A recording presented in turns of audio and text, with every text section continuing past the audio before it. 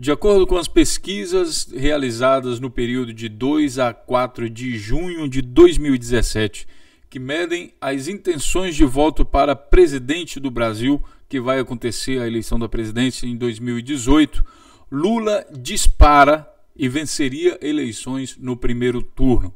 Isso está sendo noticiado pelos principais jornais, sites e blogs alternativos, mas não necessariamente para a grande mídia.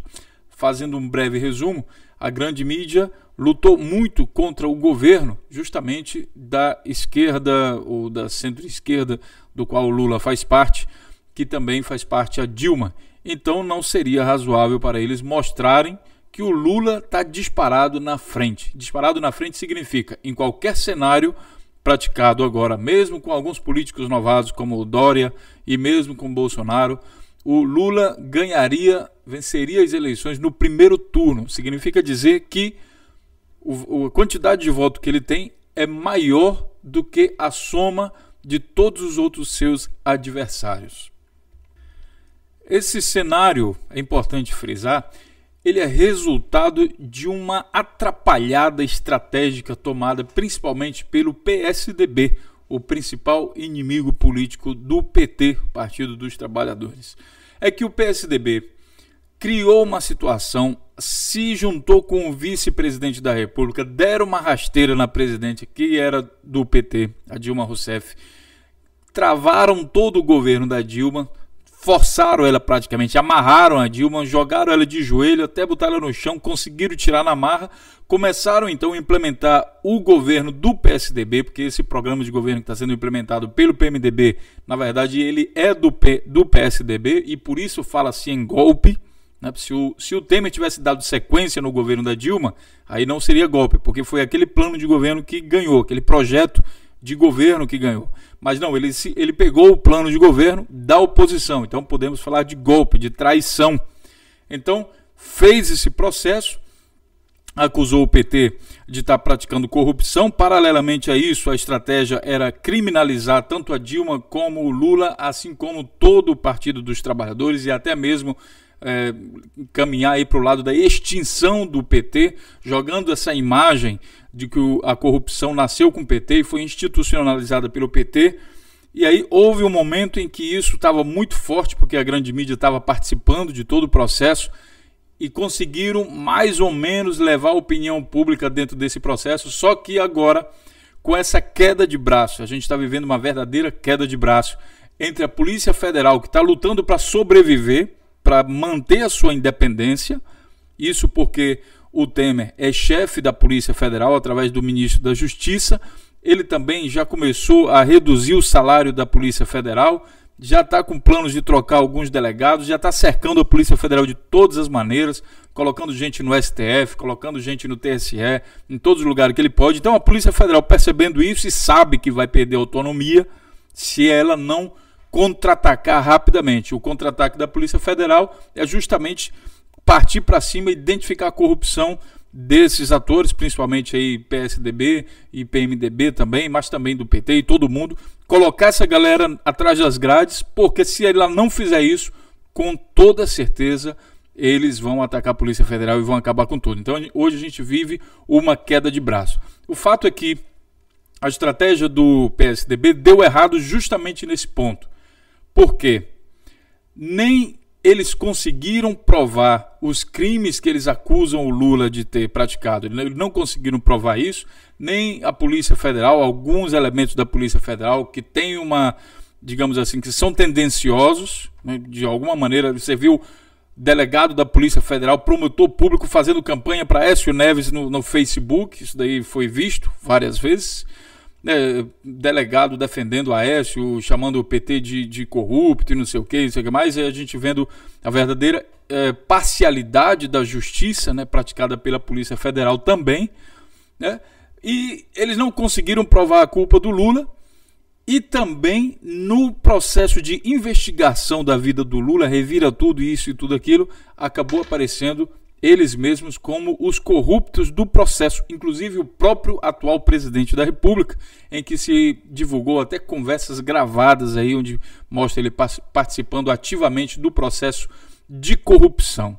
O resultado disso, foi um tiro no pé, na cabeça, no estômago, no cérebro do PSDB, que pretendia disputar a presidência da República, e eu acho até sinceramente que ganharia, porque a Dilma estava atravessando um período muito ruim com a crise econômica mundial, com o Congresso travado, liderado pelo Eduardo Cunha. Sabe, eu acredito que se ele tivesse mantido aquele ritmo, Eduardo Cunha, sem atacar tanto, e a Globo, as principais mídias, sem atacar tanto, só atacar o suficiente para ela não conseguir governar. Eles estavam fazendo isso. E daí eles amarrava a Dilma, mas não botava ela de joelho, deixava ela seguir. Então ela iria chegar a 2018, ou seja, no próximo ano, bastante enfraquecida. E o PT também junto, que é o partido dela, bastante enfraquecidos. E aí seria fácil para o PSDB ganhar as eleições. Mas não, o que eles fizeram? A ambição e o medo, a soma das duas coisas, a ambição de querer ganhar dinheiro, de querer manter o ritmo de ganho de dinheiro, por exemplo, o PSDB em Furnas, né, mas também nas obras da Copa, da Petrobras e tudo mais, querer manter o cartel que eles tinham de saqueamento do patrimônio público através das empresas estatais e outras formas, venda de lei, de emendas parlamentares e tudo mais, né, essa ambição e também o medo de ser descoberto, porque a Dilma estava... O que a Dilma poderia fazer era liberar cada vez mais a Polícia Federal, tem que investigar tudo, tem que fazer... Nunca a Dilma lutou, foi na direção de tentar coibir a Polícia Federal de alguma coisa, liberava e dava mais corda, e isso fez com que eles ficassem com medo. A combinação desses dois fatores, deles serem alcançados pela Polícia Federal, mais a ambição e a ganância, fizeram com que eles atacassem a Dilma fortemente, atacassem o PT fortemente, se juntaram num pacto, não só para derrubar a Lava Jato, mas para tomar o poder e para extinguir o PT, e foram altamente ambiciosos, e aí aconteceu o pecado. Eles não contavam que, apesar da Polícia Federal ter um ou outro ali que estava mostrando um partidarismo, mas iriam aparecer outros que não seriam tão partidários assim, que não compactuariam com o processo. A conclusão é que o Aécio Neves, nos processos de corrupção, que foi uma das principais vozes que gritava, apontando a corrupção do PT, dizendo que a corrupção nasceu no PT e tudo mais, foi provado que desde quando ele se criou, ele ainda estava mamando lá na mamadeira e já estava pensando em corrupção. A corrupção do Aécio já é bem antiga, bem antes do PT, e aí ela só se profissionalizou durante o passado tempo, e aí viram que quem está acusando é corrupto, e quem está sendo acusado, até agora não conseguiram provar nada contra eles. Com o envolvimento do próprio presidente da República nos processos de corrupção, a grande mídia abandonou um pouco o golpista. Eles pularam um pouco fora do barco. Tem ainda uma parte da mídia que está apoiando, que foram comprados pelo Temer. O Temer paga campanhas publicitárias para essa turma, então eles não abandonaram ainda o barco, não pularam do barco. Mas a grande mídia, o capitalista mesmo, aquele que só quer ganhar dinheiro, que se dane o que está acontecendo lá para trás, que é aí representado pela grande mídia brasileira, olha, deu merda, velho, pula do barco, te mantém ali, porque depois que passar esse furacão, o cara vai cair mesmo, então deixa ele se arrebentar para lá, a gente segue o nosso caminho aqui, faz de conta que a gente estava criticando ele, que a gente não apoiava ele. Então a grande mídia abandonou o golpista, mas não abandonou o golpe. É importante falar isso. O golpe continua. A grande mídia não faz questão de ter no governo do Brasil alguém preocupado com distribuição de renda, com justiça social, com justiça de trabalho, nada disso. A grande mídia brasileira, no momento, agora em 2017, é capitalista. Então, não tem isso de se preocupar muito com outra coisa sem ser o próprio capital. E com isso, depois dessa introdução aí de 9 minutos, seja bem-vindo aqui ao canal Notícias Comentadas, onde a gente vai comentar a notícia dentro do contexto. Porque, meu amigo, se você não estudar o contexto, se você não entender o contexto, você não vai entender a notícia. A notícia é só a flor que brota, mas o contexto é a raiz e é o solo, preparação do solo para que ele brote aquela flor ou não. Então é isso aí. As notícias falam o seguinte, aqui no 24 Horas News, fala o seguinte: Lula dispara e venceria eleições no primeiro turno, em 3 cenários diferentes. E aí ele fala aqui, com o governador de São Paulo, Geraldo Alckmin, como candidato do PSDB, o petista teria 45% dos votos ante 29% dos adversários somados. Significa que Lula teria mais de 50% dos votos válidos. Tá? Atenção, teria 45% dos votos, mas teria mais do que a soma de todos os outros adversários. Jair Bolsonaro, que é uma grande esperança aí da extrema-direita, dos candidatos aí que tem uma certa adoração por fascismo, nazismo, e acha que se resolve tudo na porrada, mesmo o cara não entendendo bulufas de economia nem de nada, vai querer dar porrada no Banco Central, em todo mundo que não cumpriu a ordem dele, mais ou menos no estilo do Trump, só que o Trump pelo menos tem o dinheiro dele para botar na reta. O Jair Bolsonaro enriqueceu durante a sua carreira política. Se você pensar, muita gente defende o Jair Bolsonaro, que ele não é corrupto, mas se você pensar que o salário de um legislador não dá para enricá-lo, torná-lo milionário, então tem alguma coisa de errada nessa evolução do patrimônio de Bolsonaro. Basta ter um pouquinho de boa intenção e um pouquinho só de inteligência. Aí você vai ver que o Bolsonaro não pode estar falando a verdade quando ele diz que não é corrupto. Enfim, Bolsonaro aparece no segundo lugar, que antes o segundo lugar era aí o pessoal do PSDB, só que com todo o pessoal do PSDB envolvido nessa lama, o Bolsonaro passou o PSDB e aparece então agora com 13%, seguido de Marina Silva, com 8%. A gente vai comentar também aqui qual será a reação do Bolsonaro com a grande mídia. Tá? Vai acontecer algo parecido com o Trump nos Estados Unidos, que a grande mídia americana, a maior parte da mídia americana, não gostava também do Bolsonaro, aliás, do Trump. Fizeram uma campanha muito forte contra o Trump e acabou acontecendo que o Trump soube usar isso a favor dele. Então ele falava uma frase de impacto, de efeito, quando vinha os repórteres, todo mundo para cima dele e dizia: rapaz, na verdade eu queria dizer isso, isso e aquilo, entendeu? Ele gritava praticamente para chamar os holofotes para si, e quando os holofotes vinham, aí ele falava uma história, ele dava uma amaciada no que ele tinha falado, e aí falava uma outra coisa e utilizava esse espaço para se promover. Então, nesse termo de marketing, ele foi bastante inteligente. Não sei se o Bolsonaro tem essa inteligência. Parece que o Bolsonaro é mesmo só um candidato a militar revoltado, que nem militar direito ele foi expulso.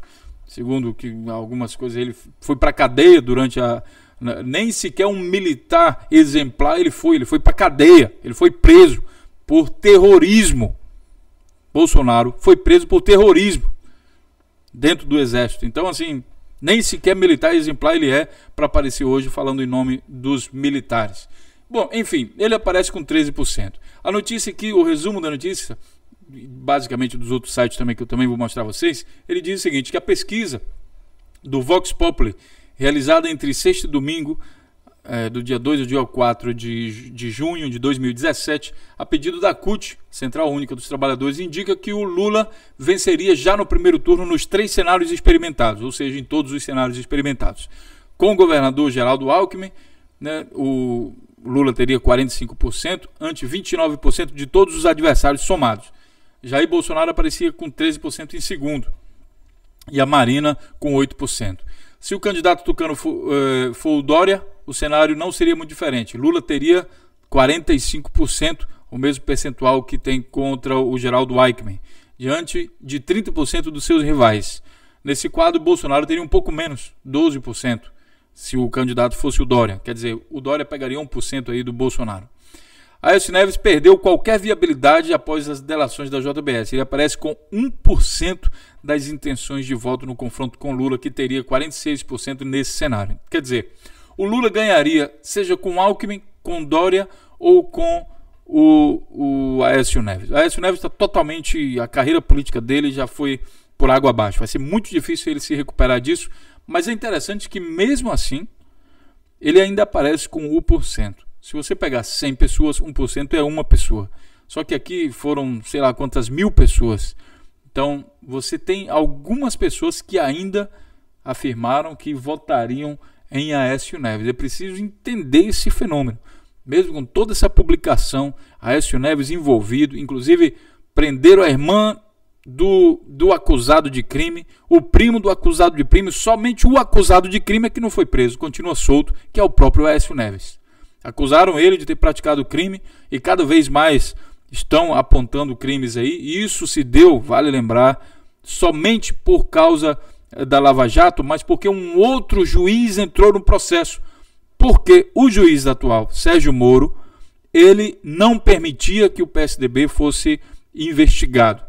Acima de tudo, Aécio Neves. Aí você vê várias fotos do Sérgio Moro agarrado bebendo, sei lá o que, com Aécio Neves, e festinha pra cá, festinha pra lá, dando palestra em evento do PSDB, enfim, inúmeras atitudes suspeitas. Aí você vai dizer assim, mas o Morpheus tá falando besteira, o Sérgio Moro não poderia investigar Aécio Neves, o Sérgio Moro não é de primeira instância, ele não poderia fazer isso. Aí eu vou dizer, amigo, concordo, mas não seja inocente. A irmã do Aécio Neves não tinha foro privilegiado, ela poderia ser investigada pelo Sérgio Moro, bastava querer. O primo também não. E um monte de gente que rodeia o Aécio Neves não tinha foro privilegiado. Poderia sim ser investigado pelo Aécio Neves. Se ele não tivesse a convicção, apesar de ter provas, porque ele estava investigando tudo, ele tinha provas, mas eles não tinham convicção, e isso também vale para uma parte do Ministério Público Federal, liderado aí pelo Dallagnol. Eles não tinham a convicção de que o Aécio Neves estava praticando crime. Eles tinham provas, mas não tinham convicção. E a explicação para isso é a mesma que explica por que 1% dos eleitores ainda votariam Aécio Neves.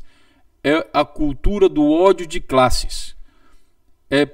São pessoas que imaginam que a classe dos pobres, LGBT e todas as minorias foram fortalecidas com o governo um pouco mais da esquerda, que foi o governo do PT, e isso assusta uma determinada classe de pessoas que não gosta muito, que tem medo, tem medo de encostar em um homossexual e de repente virar homossexual também, entendeu? De repente ele vai descobrir uma vontade oculta e aí ele encostou no cara, encostou o braço no braço, pronto, virou homossexual. É como se fosse uma coisa contagiosa.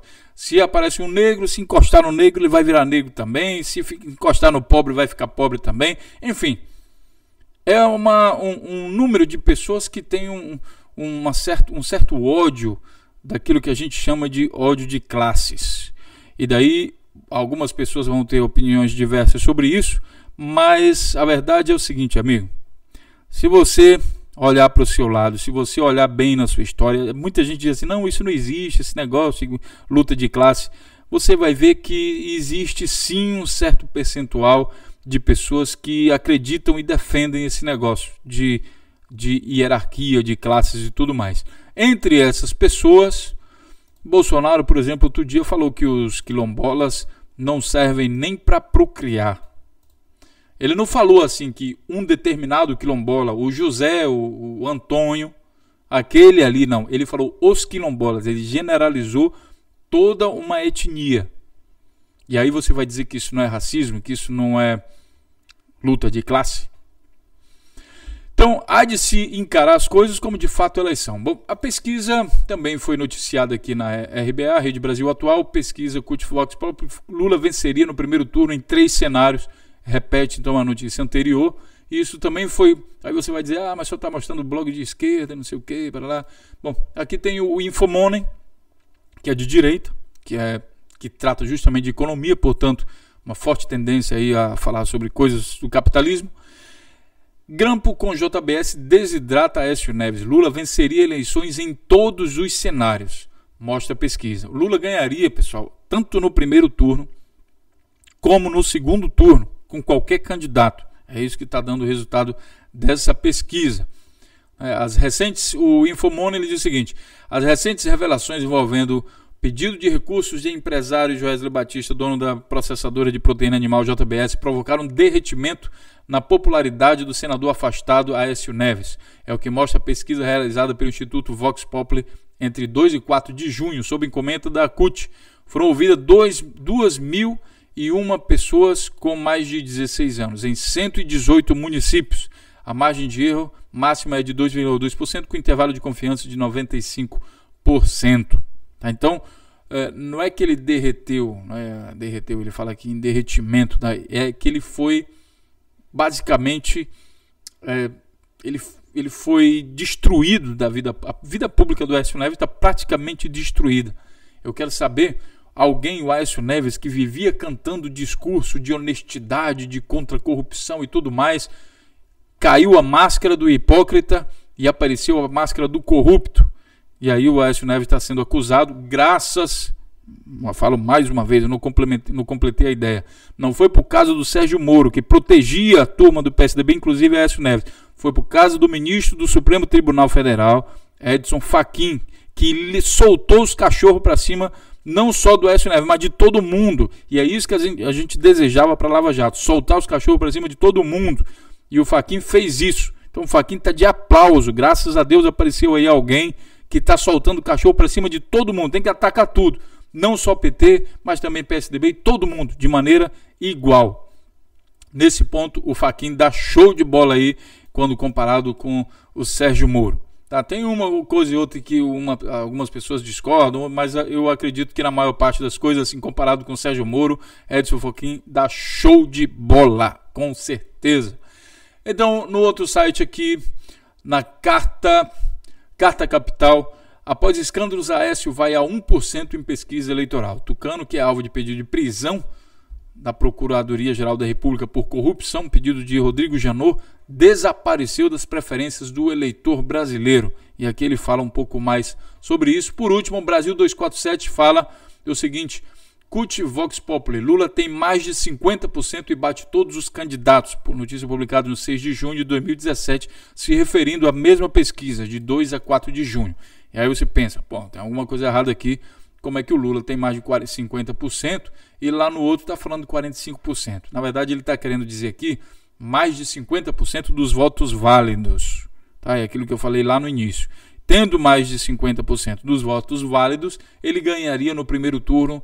E aí isso foi feito aqui em todos os cenários, o Lula ganharia em todos os cenários. O tiro saiu pela culatra, resumindo a notícia, não conseguiram provar até agora nada contra o Lula, e até agora o que eles conseguiram, na verdade, foi eleger. Eu acho que a campanha desse ano, de 2018, para o PT, vai sair muito barata. Não vai ser preciso ninguém doar dinheiro para campanha nenhuma, porque a oposição tratou de eleger o Lula quando fez essa atrapalhada, essa tropeçada, essa avacalhação que eles fizeram, essa cachorrada que eles fizeram. Então acabaram fortalecendo o nome do Lula, e olha que o Lula nem sequer apareceu ainda em rádio e televisão fazendo campanha para presidente. Só foi cogitado o nome dele, mas ainda não existe uma campanha eleitoral. Quando aparecer a campanha eleitoral, que o Lula começar a mostrar obras, resultados, dados e números de um governo que ele já fez e já provou que consegue, aí, amigo, esses 40% aqui, esses 45% vão disparar. Lembrando que o Lula saiu do governo com 87% de aprovação, né? Um recorde mundial de aprovação de um presidente que ficou 8 anos governando um país. Com certeza um recorde.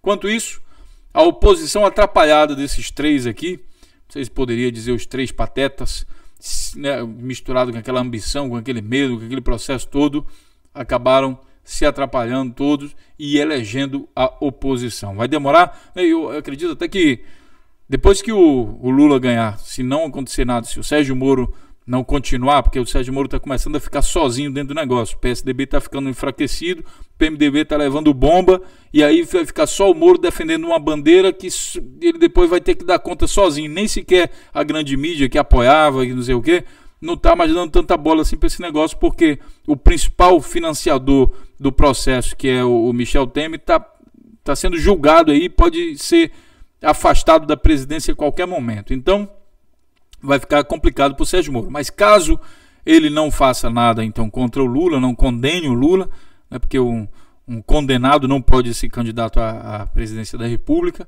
segundo a lei brasileira, condenado em segunda instância, aí então o Lula ganharia a eleição, tudo patrocinado pelo PSDB. Veja que ironia, né? Mas é isso aí. Deixe seu comentário, compartilhe o vídeo nas redes sociais. É claro, o vídeo fica um pouco longo, mas você pode compartilhar o link do vídeo nas redes sociais. Aí você ajuda também o canal a crescer e vamos levar essa conscientização, essa reflexão a todas as pessoas. Deixe seu comentário e a gente se vê então na próxima notícia. Até lá e um grande abraço.